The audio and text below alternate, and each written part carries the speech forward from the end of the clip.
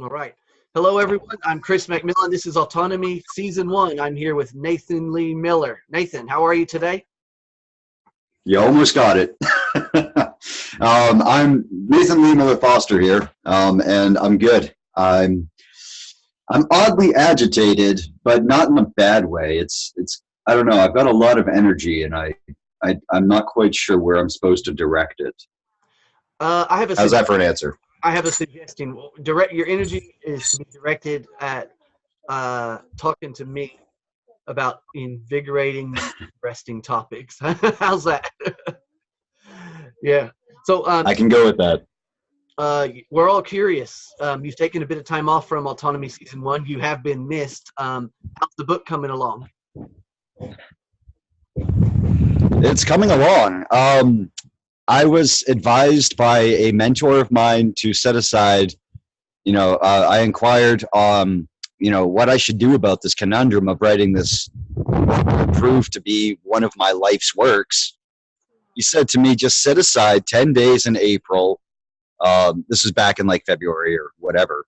So set aside 10 days in April and just get off social media, get off whatever else you're doing, and just write a first draft, write a shitty first draft. And that's what I did. Instead of 10 days, though, I set it up to be 13 days so that I could basically write. I thought that was a little too squishy for me. So I needed something like, okay, I need to do 10 pages a day, and there's 13 tracks. So basically what I did, hey, Mitch, basically what I did was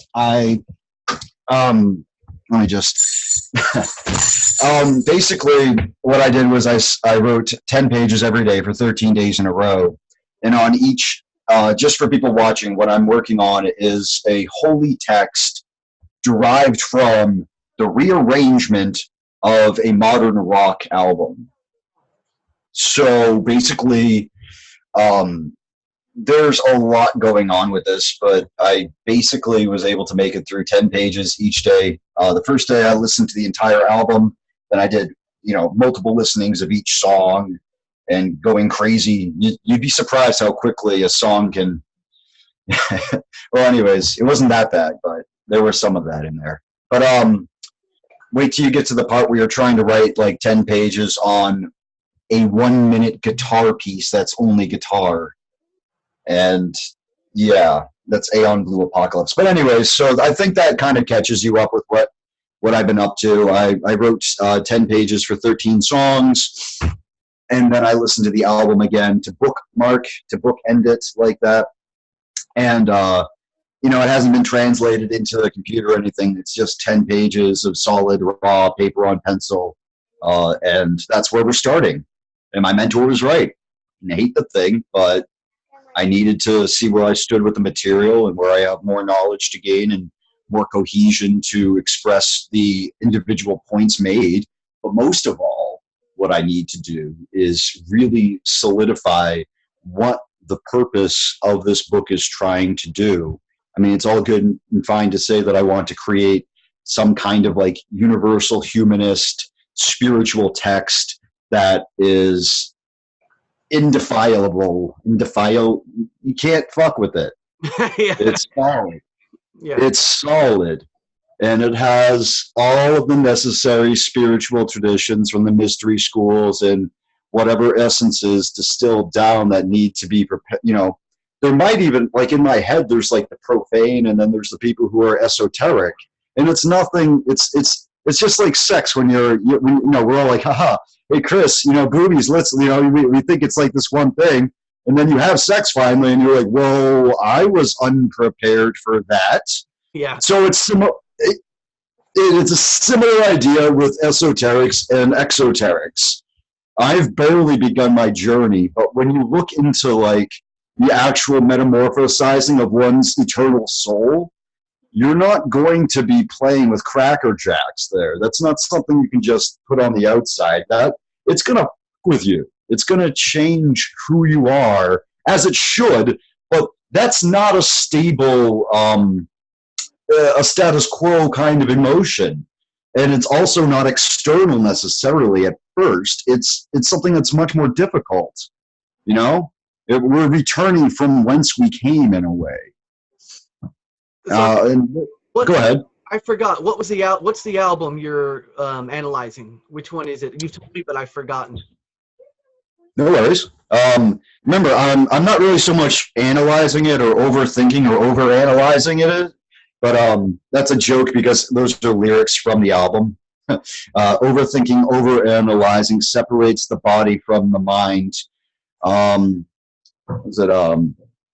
Withering my intuition, leaving opportunities behind.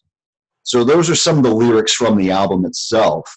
And it's obviously chastising one against being neurotic or being out of the moment wherein you can grasp the opportunity, right? It's pretty self-evident, but it's that kind of material that you'd never hear on like any other rock album or any other album, really. It's a psychological gold mine. So the album itself is known as The Holy Gift. It's a rearranging of Tool's Lateralis.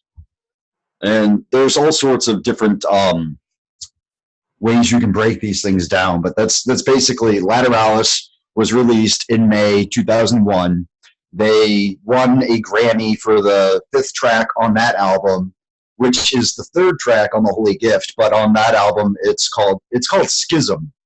And it's talking about there's so many layers of metaphor in that song, but basically it's talking about the human, as far as I can understand it, the human family, the temple that is made of all of us together, and through communication we can be united, and through lower selves, and then therefore by extension disharmonious communication or false communication or lack thereof, that is at the root of most of our ills as far as our inability to move forward in the highest, most useful human light, all things said and done. 40,000 foot view. Who was it by? Tool. That's it. I could not remember. How was the album originally received when it came out? Yeah, it's probably like their second best-selling album of all time, behind 1990. Geez, I want to say 95, 96. Yeah, 90. Yeah, whatever. Anima, which is a combination of the anima of Carl Jung, the feminine spirit, and enema, which is obviously something of a cleansing agent that cleanses through the colon. So you have a combination of the feminine spirit being used to wash out the masculine spirit, and that's just that's their best-selling on Lateralis has gone double platinum at least, but it was received very well. It was not their old stuff. It was far less aggressive than their old stuff in a way, which pissed off a bunch of fans, but I guess hearsay. But apparently that's just a common motif for them, since on the album I mentioned before from 95, 96, they actually wrote a song about people saying that they were selling out. So nothing new there. And were you always a fan of Tool from the beginning? I'm not a Tool fan.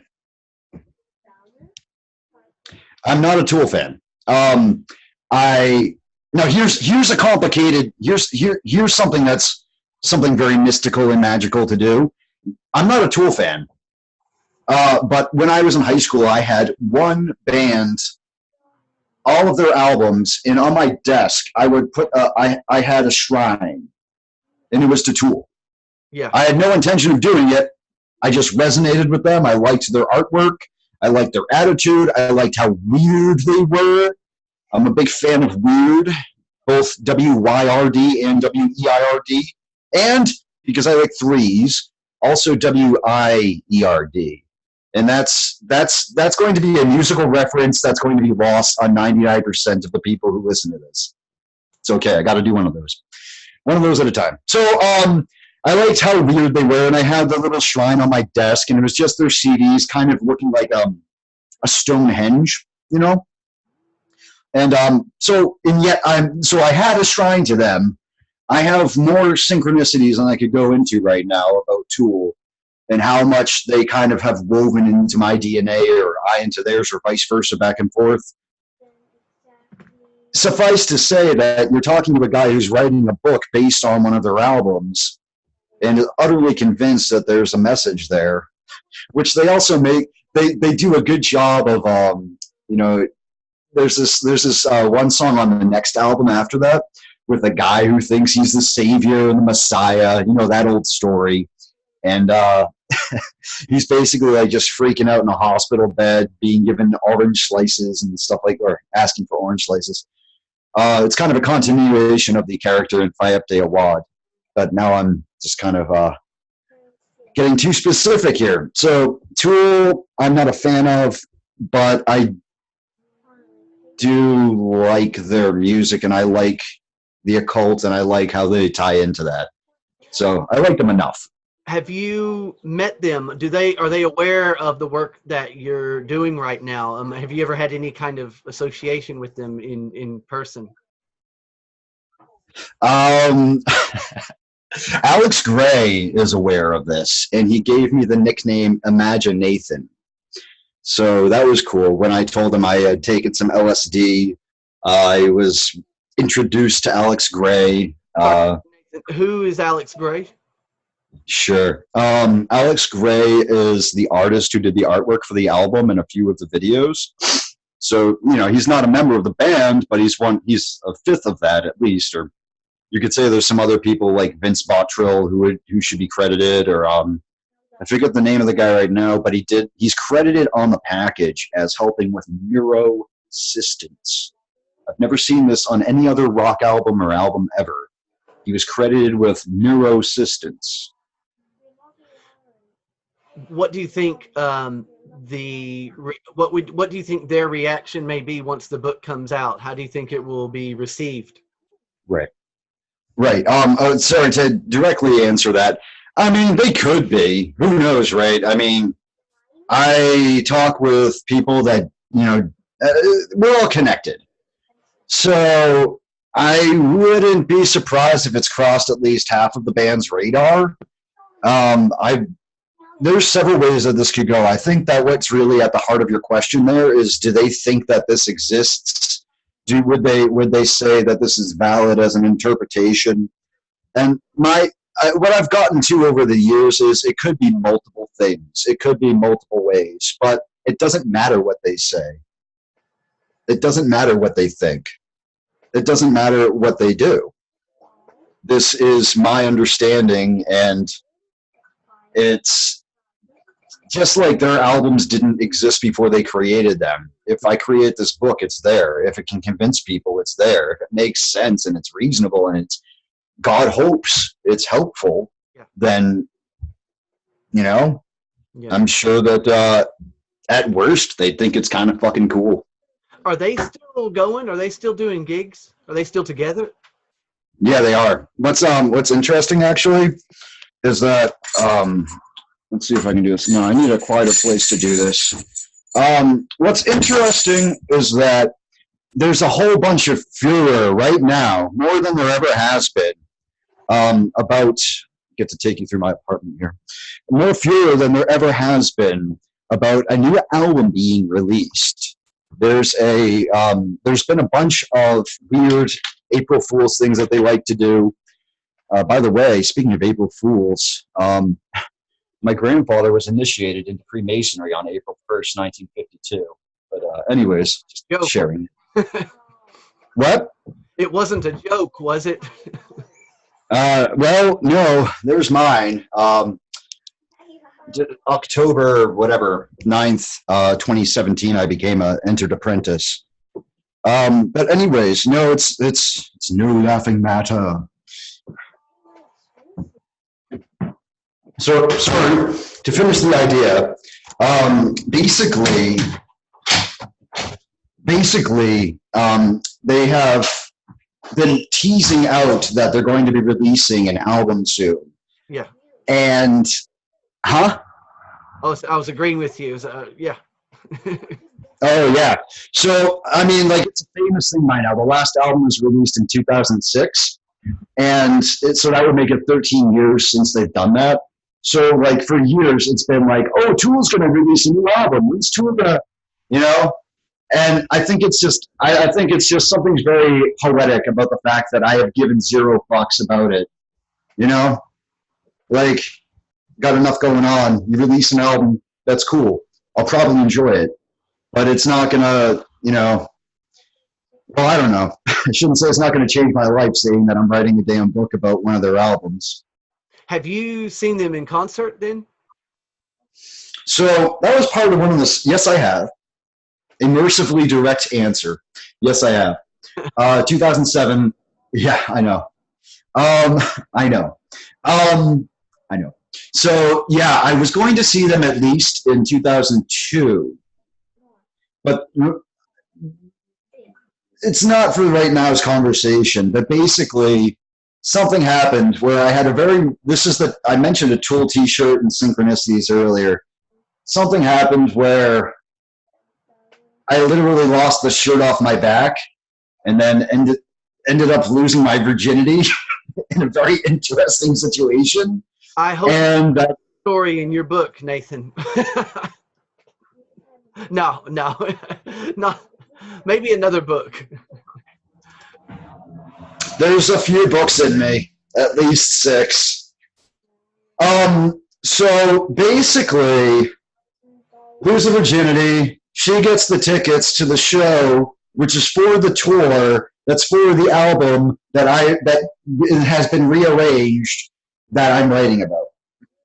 So I kind of sacrificed seeing them in a way. It was weird. I didn't have too much of a choice. So it took you 4 years to finally catch up with them in a gig, yeah? About that, yeah. And it's not like it was like my most favoriteest thing. They've been around a few other times in Boston, and I just have not. It's whatever. Yeah. I'm not saying that I like peace and quiet, and I don't like large crowds, and I'm not saying that I don't like loud music sometimes, but sometimes I just don't feel like going to a concert. Yeah, I understand that. What about Six of Swords? How's that coming along? Is it the first? It's once a month, yeah. The 6th of every month. Correct, Mundo. I like that I got to use that word today. Might have a new habit coming. So I release a 6 of Swords every 6th of the month, as you said, right? There's 3 other shows that I'm going to be doing that branch off of the 6 of Swords. One of which has already begun. It's the 6 of Cups. The other 2 are going to be the 6 of Wands and the 6 of Stones. The 6 of Swords is focused directly on spirituality, art, spirituality, and healing, and conversations along those lines. 6 of Cups is a freestyle roundtable discussion about a topic or 2 or 3 or 6 or whatever. 6 of Wands is going to be a live show where I interact with people on the YouTubes, you know, to say it like Bane would, to talk with the people. And then also, obviously, we have 6 of Cups left, 6 of Stones, I knew I was going to do that, left over. And that is going to be directed towards both monetary policy, but mostly, besides money and things like that, it's going to be related towards, it's going to be directed towards entrepreneurialism and especially the stoner culture and canapreneurs and people like that. Stones is both a play on getting stoned, but it's also the pentacle is the money suit. So these things both apply very directly. That's great. How many? Your first episode of 6 of Swords, late 2017, is that right? Say that again, please. The first episode of 6 of Swords, I believe, was late 2017. So you've been going well over a year now. Is that right? Where did you find that from? Whatever link you get. Let me see what I've got here. I found it. It was about. Oh, I have it here. I believe this was your first episode. If my page will open up. Yeah, with Brother Joe DeZerman. Yeah, that should be at December 6th of 18. That's it. Okay. I found for 17, and I found it on Simplecast. Yeah. So Yep, yeah, it should be late 18. It's something that's about 6 months old right now. excellent. And are you doing it on Podomatic? Load it to source. Sorry, that broke up again. Can you say that, please? Where do you first upload when you do Six of Swords? You're not on YouTube with it, are you? You put it up. Is it Podomatic? Do you have a Podomatic account? Simplecast. That's it. Fast, yeah, excellent. I do all the back end stuff on my computer, and then I upload an MP3 and just release it. Okay. Give a shout out on Twitter, and that's all I've really done with it so far. Yeah, yeah. What about a landing page? Have you thought about making one to centralize all your work? You've got to promote your book. You've got your show, interviews. Yeah, I have a cultfan.com, but I'm probably going to be making a 6 of shows website, which all 4 shows will be found on. And there's other shows in the works, but 3 things at a time. Yeah, yeah. Accountability, man. Yeah. What is it? You got to make yourself accountable and say, okay, GT is done. Which you have been. Rome wasn't built in. Huh? You have been doing with your book for the last few weeks, which is great. I'm at the stage. I'm at the stage you were before. I'm just trying to get a rough draft of my book out at the moment, and then go back and correct it. I'm trying to. But yeah, well on you for having the discipline to tear yourself away from Discord for a while, which is difficult, and yeah, get things done. What are you writing about? I'm tying in my own experiences when I was in my 20s and how I was. It's about delayed adolescence and how delayed adolescence. You've led a crazy life. Yeah, how that directly affected my life because hindsight is 20/20. So I look back now on what I was thinking when I did it, because I have a uncanny long-term memory. I remember everything. I remember how I felt, what I was thinking, waited college, what I knew, what I didn't know, how naive, ignorant I was. So I'm trying to tie all that in of public education and adolescence. That's what it's kind of like in a nutshell. But yeah, It's a coming of age story. Yeah, definitely. Nathan, in a way, I mean, obviously you're trying to pass on your wisdom so that other people don't maybe make the mistakes you did, or so if they do, because people will, maybe they can navigate it a little more gracefully. Exactly.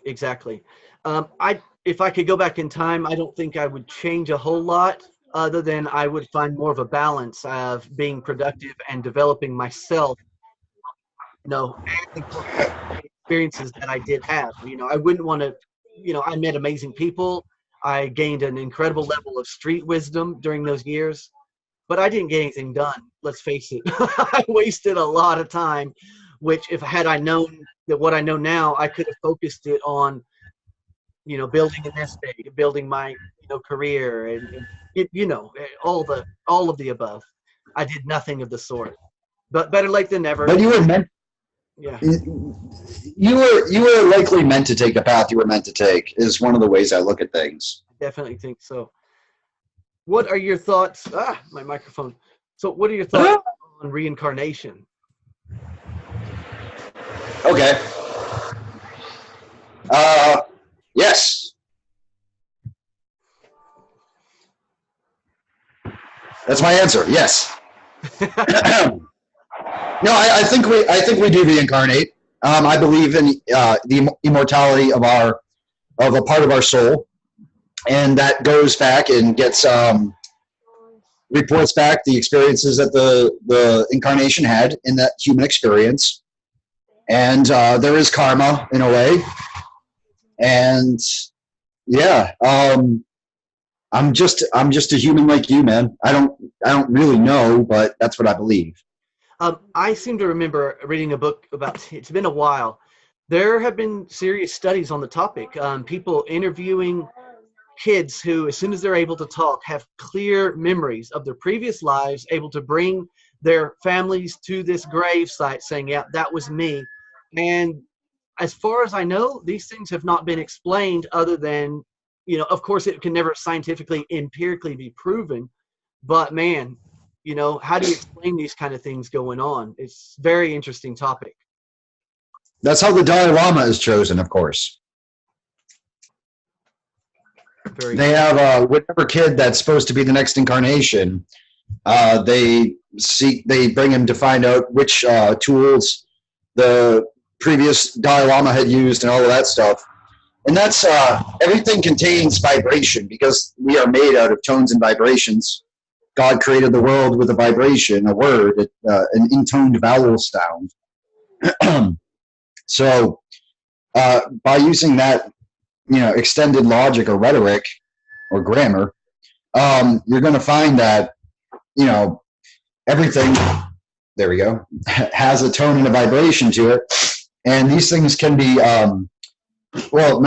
these things are basically imbued into different devices that we hold, like a book or a lighter or a guitar, anything.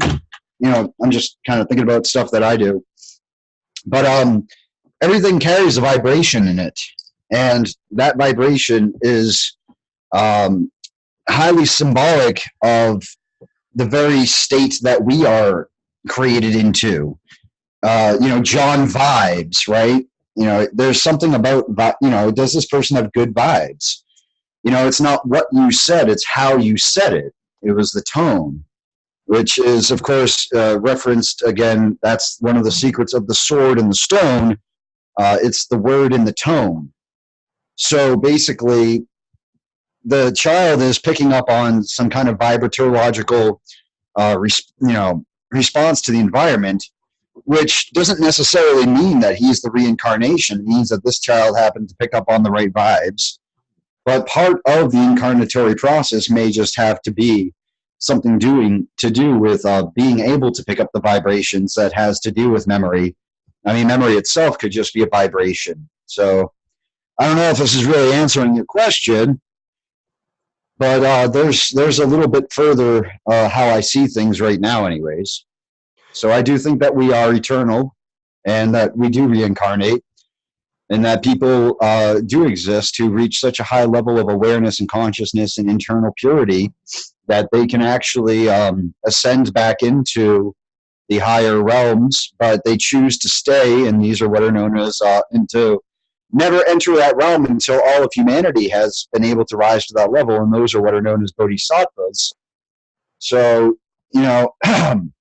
I do think that there are these different hierarchies of vibrationally attuned, sentient beings that could be once what we called human, but are now at such an advanced stage that, they kind of symbolically, by virtue of their action in the greater picture, prove that there is a process of reincarnation by virtue of how they're choosing not to do it, in a way. How would you suggest to someone if to raise their vibration? What are some things someone could do? Okay, meditation. A dedicated daily meditation practice is the first good starting point for that. You're going to want to find something that works for you, find a system. I used to be very against organized, structured systems because I didn't know what was good for me. But for me, I started off, and I still do have my own practices and my own unique approach via utilizing what you would call chaos magic. But I also greatly benefit from Freemasonry, and I also greatly benefit from Rosicrucianism. I say all this to say that don't be afraid of finding a system that works for you where you're at right now, based upon social grievances or misunderstandings, or especially ignorance. So follow your path, and it will take you to places that you never might have expected before at a previous level of awareness. So how to raise your vibrations: find a system, find a prayer ritual, find a meditation practice, especially no matter what you do, meditate. I practice transcendental meditation. I encourage that. I find that helps me immensely. I add that to my practice. But to raise your awareness, look within. Find what you are. Wittgenstein said that it's not how the world is, it is that the world is. That is the mysterious. That is the mystery. So when you think about things like that, the whole thing's a crapshoot, meaning that we don't know. If you do know, the only way to really express that is through your behaviors, and maybe you can talk about it with people who are of an aware spiritual ilk. Just because I'm a Freemason or a Rosicrucian doesn't mean that everyone in those groups is into that. Although, as far as Rosicrucianism goes, that is something I found to be much more directed towards the spiritual. At least for now, that's what I've seen. I don't know. They're a much more overtly spiritually, metaphysically minded group, is what I can say. But both serve a function and a form. I guess just to finish the thought, we don't. It's the greatest mystery of all is that we even are, and bridging from there, finding a way to behave in accordance with the divine laws that must exist for us to exist, would be how you go about raising your vibrations, and it's not all pink fluffy bunnies, you know what I mean? Like you have to do some serious shadow work. Your greatest enemy is between your own ears and in your own chest and all throughout your body. You are the greatest enemy, and that's not of yourself. And if you're acting as such, by extension, then you're an enemy to the world. If you can control yourself, then you are of use to the world. Control yourself or be controlled is how I tend to look at things. So master yourself that you may control yourself. Control yourself that you may be sovereign. Being sovereign then allows you the greatest chance to meet your spiritual destiny. I think that's where I'm going with all of this. Any, as far as raising your vibrations as well, any dietary, intake, does diet make any difference at all as well? Keep your body clean? Yeah. I would definitely recommend getting like a Berkey water filter and with a fluoride attachment. Getting rid of the fluoride in your diet is one thing I would recommend immediately. I am by no means good with my diet, but I would admonish people, if I were living the way I should. There might be something to vegetarianism with adding more incarnation. Adding meat into yourself is weighing down your vibration because you're already made of meat.